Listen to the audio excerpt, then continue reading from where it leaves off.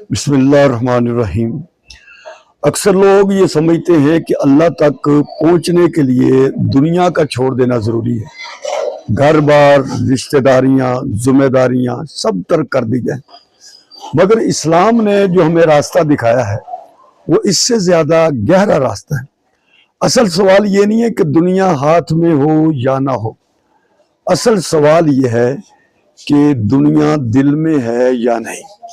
اسلام ترک دنیا نہیں، ترک دل سکھاتا ہے۔ دنیا اللہ کی بنائی ہوئی ہے، وہ بذات خود بری نہیں ہو سکتی۔ بری تب بنتی ہے کہ وہ جب ہمیں اللہ سے غافل کر دیتی۔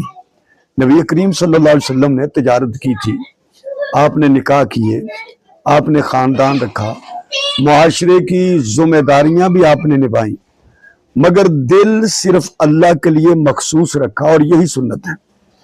ترک دنیا یہ سب کچھ چھوڑ دینے کا نام ہے، اور ترک دل یہ ہے کہ سب کچھ ہوتے ہوئے بھی دل صرف اللہ کے لیے خاص ہو۔ محل میں رہنے والا درویش بن سکتا ہے اگر اس کا دل مال کا غلام نہ ہو۔ جھونپڑے میں رہنے والا دنیا دار ہو سکتا ہے جب اس کا دل مال کا غلام بن چکا ہو۔